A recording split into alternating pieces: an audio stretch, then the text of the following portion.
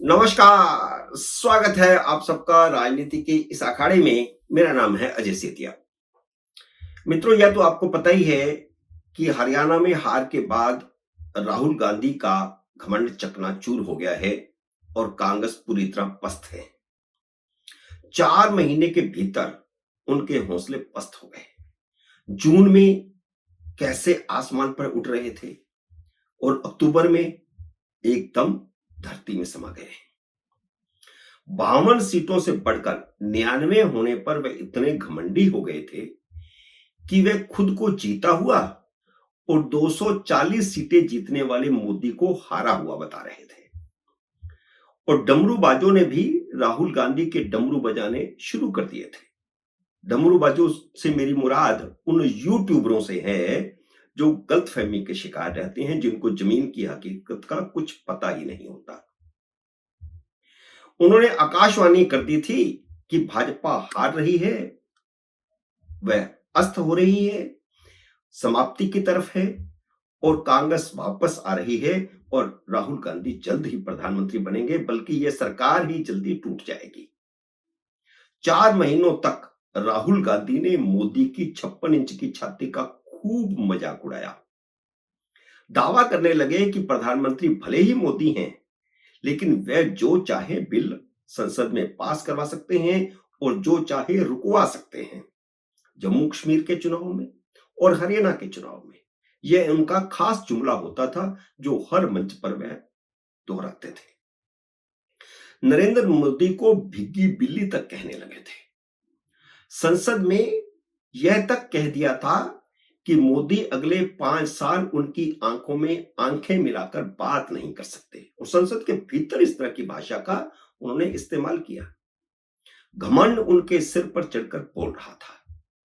हरियाणा में कांग्रेस की हार के बाद उन्हीं के साथियों अरविंद केजरीवाल, उद्धव ठाकरे, ममता बनर्जी और अखिलेश यादव ने साफ साफ शब्दों में कहा है कि कांग्रेस ओवर कॉन्फिडेंस और घमंड के कारण ही हारी है।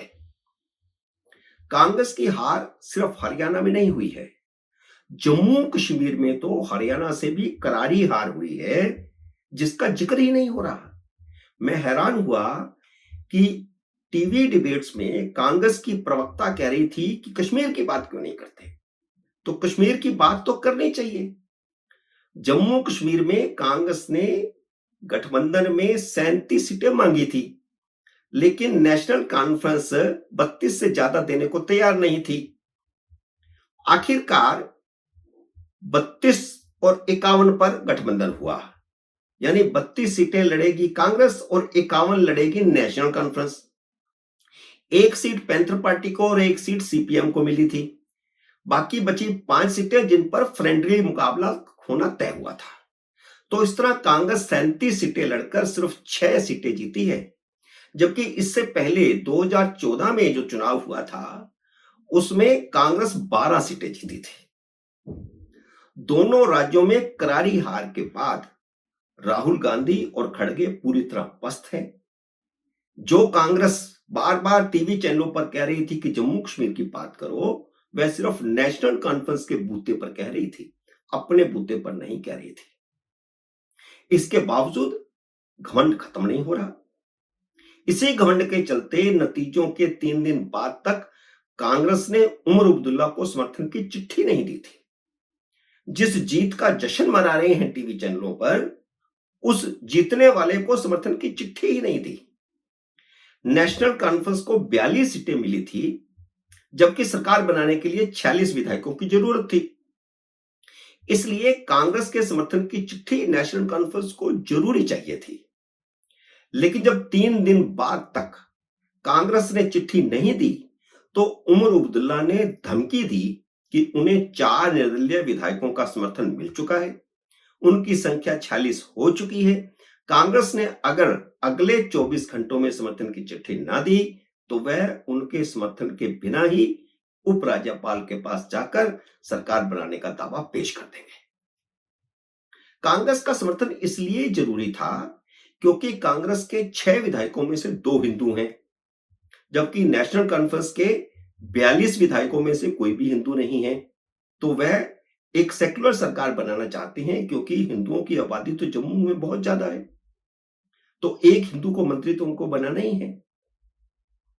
उमर अब्दुल्ला की उस समय हिम्मत बढ़ गई जब समर्थन देने वाले 4 निर्दलीय विधायकों में से 2 हिंदू हैं। तो जैसे ही 2 हिंदुओं को उनका समर्थन मिला, उन्होंने 24 घंटे की धमकी दे दी। लेकिन इसी बीच मौका देख करके केजरीवाल ने उमर अब्दुल्ला को बिन मांगे समर्थन का ऐलान कर दिया। हालांकि उमर अब्दुल्ला उनके एकमात्र विधायक का समर्थन लेना भी नहीं चाहते थे। गठबंधन में आम आदमी पार्टी को शामिल नहीं किया गया था और इसकी वजह यह है कि आम आदमी पार्टी ने संसद में 370 हटाए जाने का समर्थन किया था, जबकि अब्दुल्ला परिवार की सारी लड़ाई ही 370 बहाल करवाने की है। इसलिए सीट शेयरिंग में आम आदमी पार्टी को कोई सीट नहीं दी गई थी। केजरीवाल ने कांग्रेस को नीचा दिखाने के लिए अपने एकमात्र विधायक से समर्थन की चिट्ठी सीधे उपराज्यपाल को भिजवा दी। पता नहीं उमर अब्दुल्ला के घर में प्रवेश करने भी देते या ना करने देते, तो वे सीधे ही उपराज्यपाल के पास पहुंच गए। कांग्रेस की ओर से चिट्ठी नहीं दिए जाने का असली कारण यह था कि वह गृह विभाग के लिए बार्गेनिंग कर रही थी। लेकिन जब उमर अब्दुल्ला ने 24 घंटे का अल्टीमेटम दे दिया तो राहुल गांधी घुटनों पर आ गए और शुक्रवार को जाकर उमर अब्दुल्ला को समर्थन की चिट्ठी थमा दी।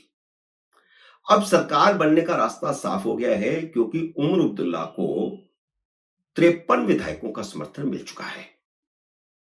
लेकिन चुनाव नतीजों के बाद इंडी अलायंस के 3 नेताओं उमर अब्दुल्ला, राहुल गांधी और अरविंद केजरीवाल की सोच में जमीन आसमान का अंतर सामने आ गया है। जहां राहुल गांधी और केजरीवाल केंद्र सरकार और मोदी पर हमलावर हैं, हर मुद्दे पर हमलावर होते हैं, वह जो भी कहते हैं उसका विरोध करते हैं, वहीं उमर अब्दुल्ला ने साफ साफ शब्दों में कहा है कि वे केंद्र सरकार से कोई टकराव नहीं लेंगे, केंद्र के साथ मिलकर सरकार चलाएंगे। वे झगड़ा करने नहीं आए हैं, सरकार चलाने आए हैं, काम करने आए हैं। उन्होंने कहा कि सरकार बनते ही कैबिनेट की पहली बैठक में राज्य को पूर्ण राज्य का दर्जा दिलाने का प्रस्ताव पास किया जाएगा और वह खुद दिल्ली जाकर प्रधानमंत्री नरेंद्र मोदी और गृह मंत्री अमित शाह से मिलकर के प्रस्ताव की कॉपी उन्हें सौंपेंगे। और उनका कहना है, वो सही भी है, कि प्रधानमंत्री ने और गृह मंत्री ने संसद में और संसद के बाहर जम्मू कश्मीर के चुनाव में भी यह वायदा किया है कि जम्मू कश्मीर को पूर्ण राज्य का दर्जा बहाल किया जाएगा। लेकिन जहां तक 370 की बहाली का सवाल है, वह लक्ष्य अब तक पूरा होना असंभव है। यह उमर अब्दुल्ला को पता है और उमर अब्दुल्ला ने चुनाव जीतने के बाद हर इंटरव्यू में यह बात कही है कि यह आसान काम नहीं है और जब तक केंद्र में भाजपा की सरकार है तब तक यह असंभव है। ये मैं उमर अब्दुल्ला के शब्द बता रहा हूं। इसलिए जब केंद्र में सरकार बदलेगी तब वह इस मांग को आगे बढ़ाएंगे, तब तक इसे कोल्ड स्टोरेज में समझिए। हालांकि इसे उनका यू टर्न माना जा रहा है। यह यू टर्न है भी क्योंकि चुनाव में तो उन्होंने 370 की बहाली को ही बड़ा मुद्दा बनाया था, लेकिन 370 बहाली संसद करेगी, विधानसभा तो कर नहीं सकती। लेकिन अपने इस नए स्टैंड में वह एक प्रैक्टिकल नेता साबित हो रहे हैं। वह समझते हैं कि जिस पार्टी ने 67 साल तक 370 हटाने के लिए संघर्ष किया, वह 370 बहाल क्यों करेगी। इसलिए वह तब तक इंतजार करेंगे जब तक केंद्र में सत्ता परिवर्तन नहीं होता और जब सत्ता परिवर्तन होगा तो वह इस मुद्दे को आगे बढ़ाएंगे, इसकी मांग करेंगे कि 370 को बहाल किया जाए। मित्रों, उम्मीद है मेरा ये वीडियो आपको पसंद आया होगा। इसे लाइक और शेयर कीजिए। अगर आपने मेरे YouTube चैनल को अब तक सब्सक्राइब नहीं किया तो कृपया सब्सक्राइब करके अपना आशीर्वाद दीजिए। जल्दी मिलते हैं अगले वीडियो में किसी अन्य विषय के साथ। तब तक नमस्कार।